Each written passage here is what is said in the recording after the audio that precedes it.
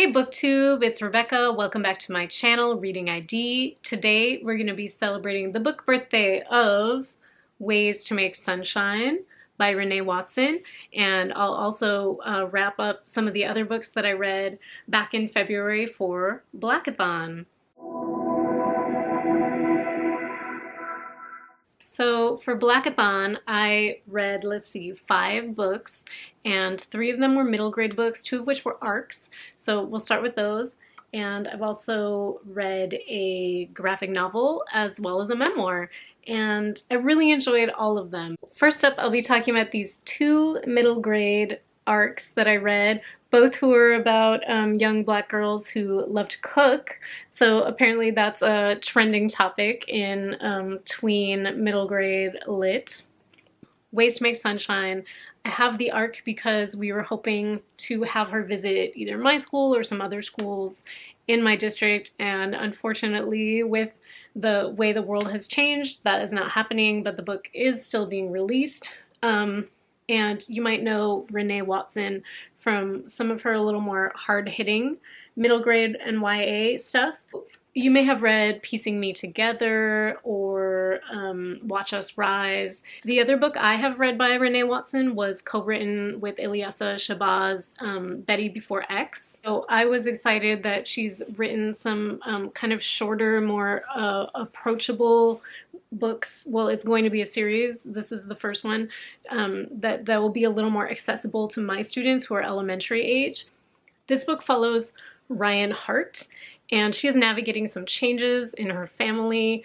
They have had to move to a new home, and she's having some separations from friends. She's dealing with stage fright.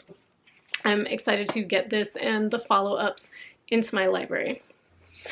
Another arc that I absolutely loved was From the Desk of Zoe Washington, and this one already came out quite a while ago, maybe back in January, I believe, and this is by Janae Marks, and I had never heard of her. This might be her debut. Yeah, this is her debut novel, so definitely keep your eye on her. I just absolutely adored the way that this book kind of had light and refreshing elements. It's about a young black girl who lives in very comfortable circumstances. She has really sweet and innocent, everyday dreams. She wants to be a baker, but then it also doesn't shy away from dealing with some tougher topics.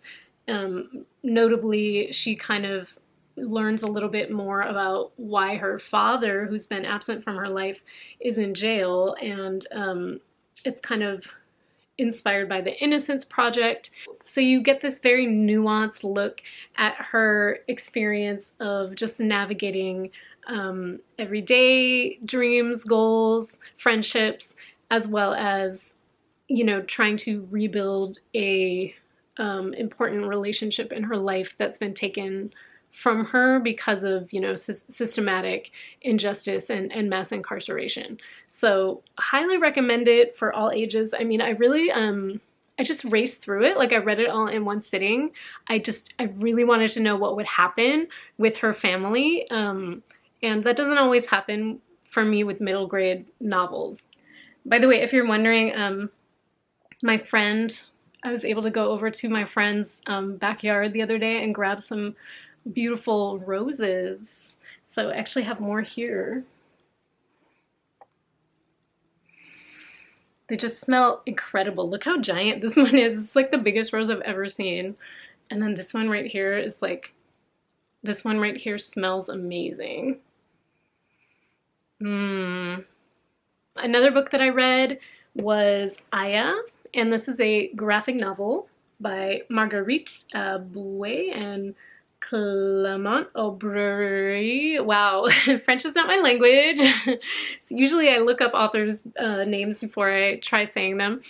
but it's been a little while since I read this book. I still have all of my library books, of course, because, you know, they don't want them back during, you know, this sort of shelter-in-place situation. So I still have it to show to you. This book takes place in 1970s Ivory Coast. So I had picked it up for the challenge that was reading about, you know, African experience or Black experience outside of the United States.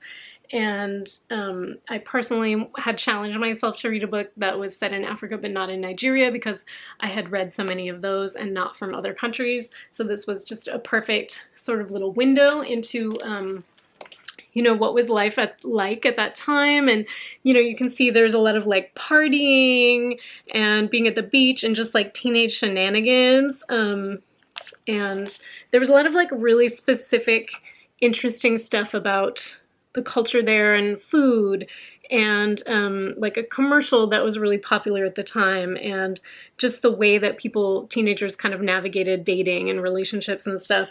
There was like a little bit of like problematic element of that. For example, we see that one of the teen friends kind of has some dates with the father of one of the other friends, and everyone's pretty okay with it. But yeah, as sort of a window into the historical place and time, it was really immersive and fun. There's also another book that I actually already have in my library. I didn't realize it was related, by the same author, about the younger sister of Aya. So that one is called Akisi, I believe. So yeah, so for younger readers, Akisi, older readers, Aya. Definitely a good time. I also read two other books that I don't have here physically with me. One of them was the middle grade novel Ghost by Jason Reynolds. I have read one other book by Jason Reynolds. I would like to read all of them. He's an amazing person all over the US. You know, he's visiting schools, he's visiting incarcerated young people, really just trying to make a difference in people's lives. I know, you know, he was buying groceries for some of his Twitter followers during this crisis that we're in right now. So yeah, just excited to pick up more from him. The reason I picked up that specific book was, as I was reading, I believe it was From the Desk of Zoe Washington, her friend reads that same book, like in this story, and I had sitting next to me a copy of Ghost. So I said, okay, this is a sign. It's the first in, I believe, a trilogy about kids who are on a track team.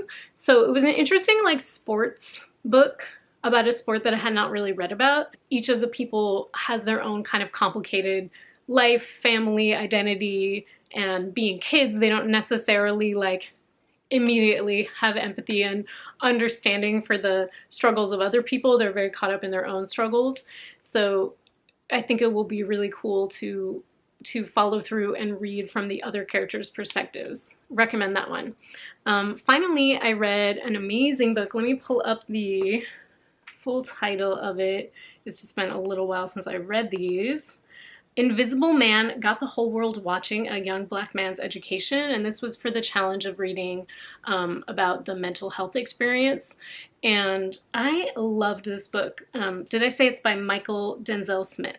So absolutely love this book. He's very honest about mental health. It's a very approachable book. His father really pushed him into kind of, you know, the Black male, like respectable path of being a Martin Luther King or a Barack Obama, and how he really had more complicated feelings about it than that, to put it very simply.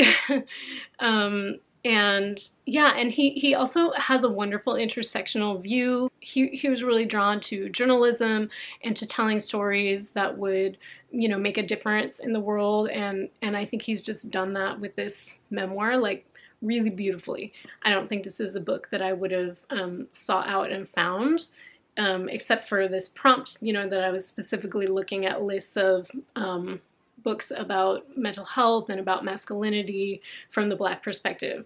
So big thanks to the hosts of Blackathon, and I can't wait to participate in this readathon again next year. By the way, I also did a completely separate and more timely wrap up of my reading for the Black Love readathon in February. So I will put a link to that below.